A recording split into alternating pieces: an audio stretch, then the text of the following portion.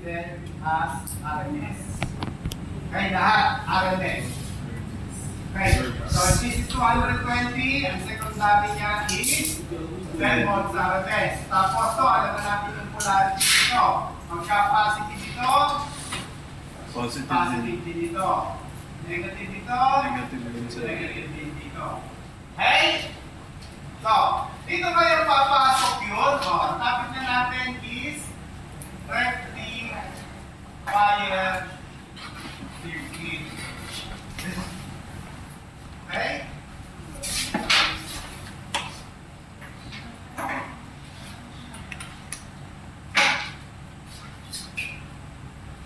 So, lalagay mo natin dito si diode. Tapos, pagka resistor, sabihin natin, meron tayo dito LA. Pagka nakita niyo yan, that is a rectifier.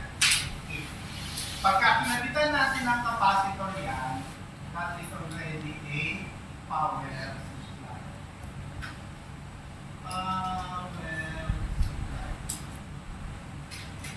Okay? Pagka pinagitan yung capacitor. Without the capacitor, rectifier siya.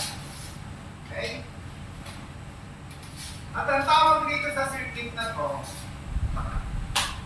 ay halfway rectifier circuit. So, bakit ito tinawag na halfway rectifier circuit? Okay. Alam natin to. Hindi ko na siya concern. Okay? So, alam natin dito, once nag-energize to, magkakaroon na electromotive force papunta sa secondary, magpuproduce ng voltage dito, which is 10 volts RMS. Okay. What is 10 volts RMS? What do you mean by that? Kung ang pag-uusapan natin ay AC, nasaan siya dito? This is 0, sabi natin. This Pinaka... VRMS. Ang question, 220 atin. what is VP?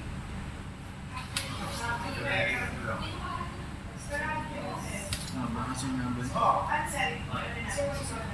yes. So, 10 volts. Convert that to VP voltage. Okay. So, sabi niya nun, ito raw is equivalent to 14 volts. So, ibig sabihin, 14.14 volts. Okay? 14.14 volts, positive siya. Okay? So, pumasok ngayon siya sa ating diode. Si diode kumakain ng ano? 0.7. 0.7. Natandaan natin ito. VD equals 0.7. Ano ngayon ang voltahe nito? Forward bias tayo. So, automatic meron tayong output voltage rito. Which is equals to, sabihin natin, this is V in. No? Ang voltahe ngayon dun sa ating resistor, VR is equivalent to V in minus 0. Minus VP. So that is equals to 14.14 volts minus 0.7 volts equals to 13.44. 13.44 volts. Okay? So, pag positive ito, forward bias yung diode natin, there is a flow of current. Okay? Kung dumaan yung kuryente, 13.44 divided by 10K, yun yung kuryente sa circuit natin. Diba na? Okay? So, pag ito naman nag-alter from positive, naging negative, ano yung diode natin? Reverse bias. Pag reverse bias yung diode natin, meron ba dara kuryente? Wala. So, wala itong kuryente ito. Okay? So, kung wala kang kuryente, may resistance ka, 0 multiplied by 10K, the output is Zero. 0. Okay?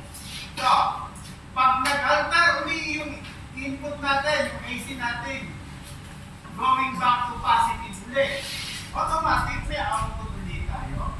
That is equivalent to 13.44. Pagka nag-alter uli siya, going negative, 0. Okay? Pag sinukat mo ng multimeter yan, yung voltahe ron sa ating resistor, hindi yun yung masusunod. Pag sinukat mo to using oscilloscope, ang masusukat mo ito, which has a value of 13.24. Pero pag sinukat mo siya using DMM, Example. ang masusukat mo is the average. Doon kayo papasok si V average, which is equal to 0.318 of the peak voltage. Anong peak voltage yung nabawasan na? Hindi yung papasok. Kasi dumaan na sa diode eh. Yung 14.14, dumaan sa diode, nabawasan siya ng 0.7. So that is equivalent to 0.318 times 13.44 volts. 4.27 volts average. Average ng Half. okay? Hindi yung puntahan niya. Di ba na? Nasundan. Oh. May question? Sir, ganun kapag ginamit palagi yung output ng Across the road. So, the output voltage is equivalent to the average voltage. Output siya across the road. So, this is our pwede natin sa tawagin ng V-out o kaya V-in, whichever. Okay?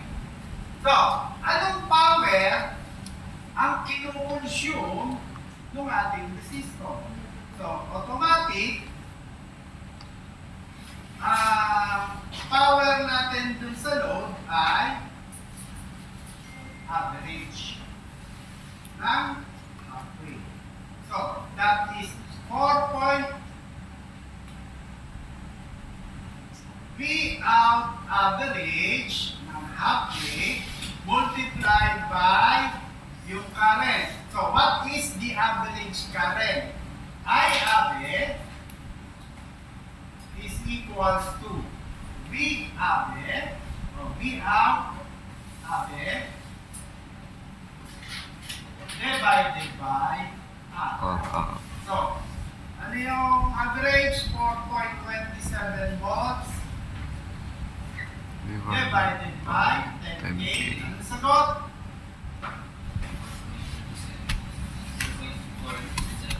Ano? 0.427 milliampere. Yun daw yung kuryenteng dumaan dito na ang ating diode ay forward bias. Okay? Kasi at reverse is 0. So that is V out AB multiplied by I out AB. Okay? So that is equals to 4.27 volts average multiplied by 0.427 milliampere na average.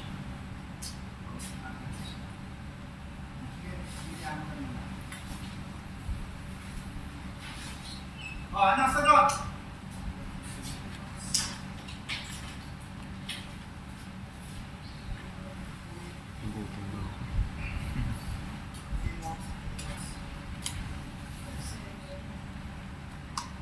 Kalampasan ba tayo?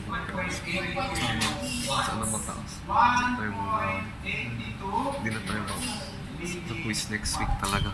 Ayusan na. Ay, yun lang yung power na pwede ibigay dun sa 10K pagka wala tayong filter capacitor. Pagka rectifier. Okay? Klaro na? Sa, ano yan, 1.82. Milliwatts. Millisheet. Fucking shit.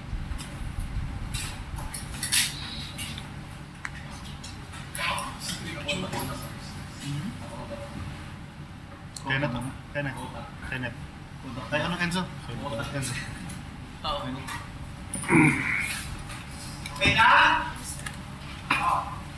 Nasusundan na? Hindi, kunin mo yung one. Okay, guys, ito to.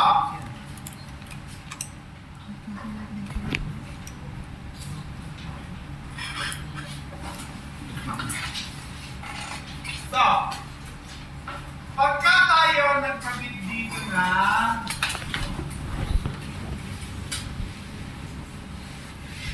capacitor, across our domino. Okay? Ano ngayon ang mangyayari?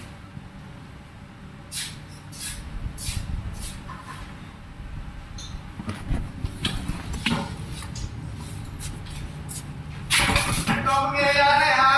Pag positive to, diniscuss ko na sa inyo yung capacitor kanina.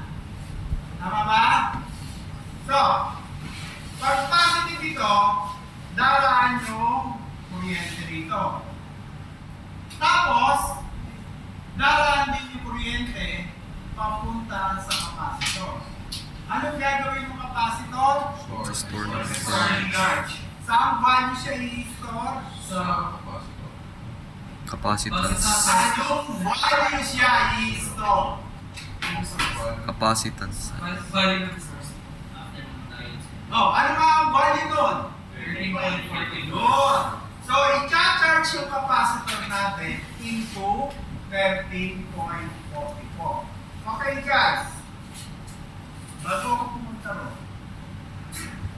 So, ang capacitor,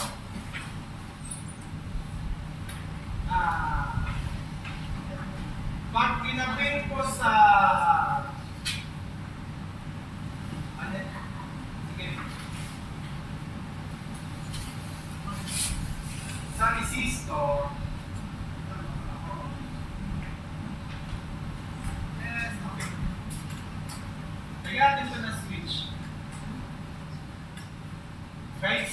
Sabihin natin itong capacitor na ito, may 10 volts. Tapos sasabihin natin ito, meron itong 10K. Pagka ito, wire lang, pag sinwitch natin ito, ano mo nangyari? Ipis lang yung makita niya parang pumutok. Tapos, yung 10 volts, automatic, 0. Okay? Pagka yan resistor, sabihin natin, ito 10 volts. Sabihin natin, ang value nito ay 100 microfarad o 1,000 para sa power supply. Hindi 1,000 microfarad. Pag inon natin itong switch na to, magdi-discharge ang capacitor na to dun sa resistor. Pero mas matagal kaysa ang pagkasin. Binibigay yun na equation na T is equals to 1.25 C. Okay? So 1 divided by 6.28 multiplied by 10K times the capacitance of 1,000 microfarads. 1,000. Ano sagot?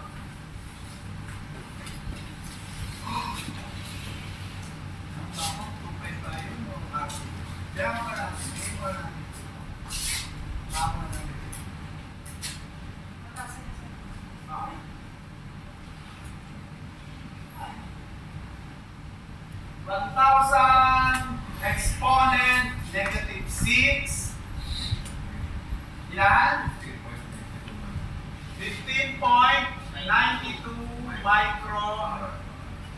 microseconds na time yun.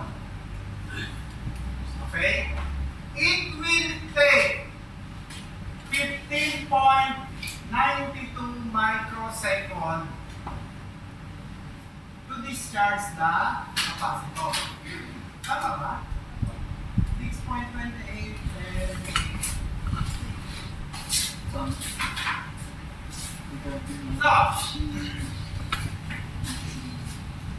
sa part na ito,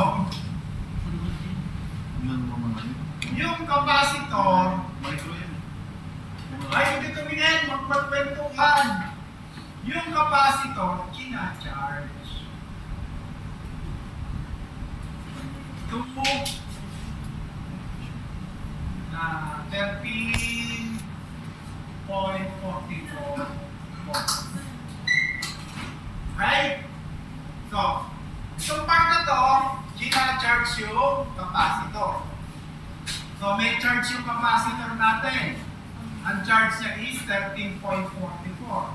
Itong part naman na ito, yung capacitor, discharging. Okay? So, ang positive half cycle, kalahati ng positive half cycle, kina-charge yung capacitor to 13.4. Okay?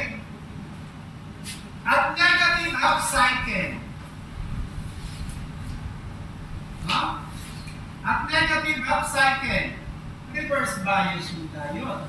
Reverse bias yung diode, walang dumaan ang kuryente rito. Saan may magagaling ng kuryente papunta sa load?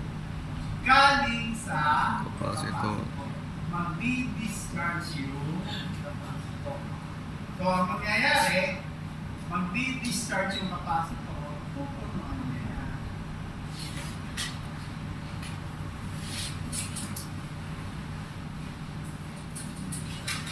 Okay? So, mapupuno yan. So, pag sinukat ko ngayon yan using ADMM, since nakaparallel yung ating resistor sa kanyang capacitor, ang masusukat mo na yan ay ito.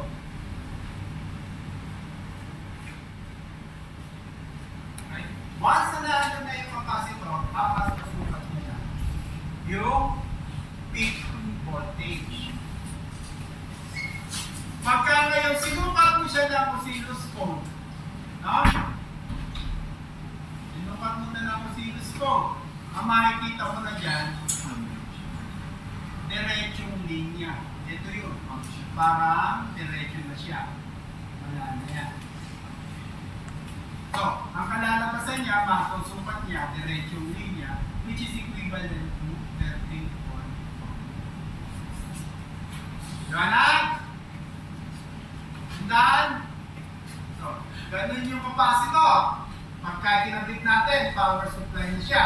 So, Magiging parang full wave na po ba yan? hindi siya full wave. DC.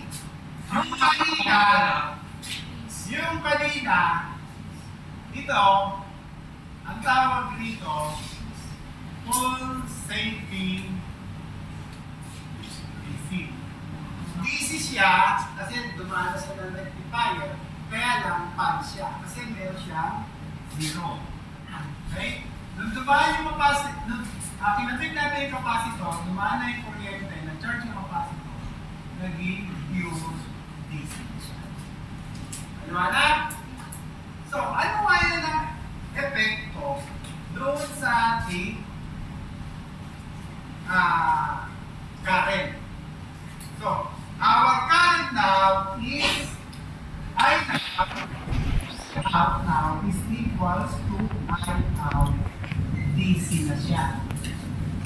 Which is equivalent to V DC divided by R. Ano yung DC voltage natin? 13.44 volts. Divided by R, 10K.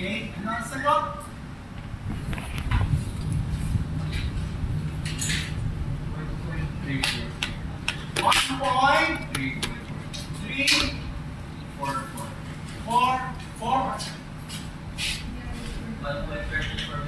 milliampere. From 0.247, 0.27 milliampere, nag-jump siya na 1.344 milliampere. So, ano ngayon yung power na nare-receive ng ating load? The power across our load is equal to I or DC multiplied by the DC. So that is 1.344 milliampere multiplied by 13.44 volts DC. Ano sagot?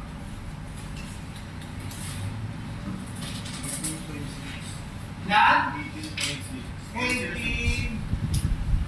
18.06 milliwatt. Kung ikukumpara nyo, 1.82 milliwatt naging 18.06 milliwatt. So, nag-increase yung power dissipation niya by a factor of 10. Ano na? Question? Sir, Yes. para saan ginagamit sa inyo rectifier? Ano? Para sa inyo. Actually, yung rectifier, ginagamit siya minsan as signal source. Okay? Kung kailangan mo lang ng pulse. Pero kung gagamitin mo siya as power source, kulang siya. So, kailangan mo pagbitan na filter capacitor. Ang tawag nga pala rin sa capacitor na to, filter capacitor.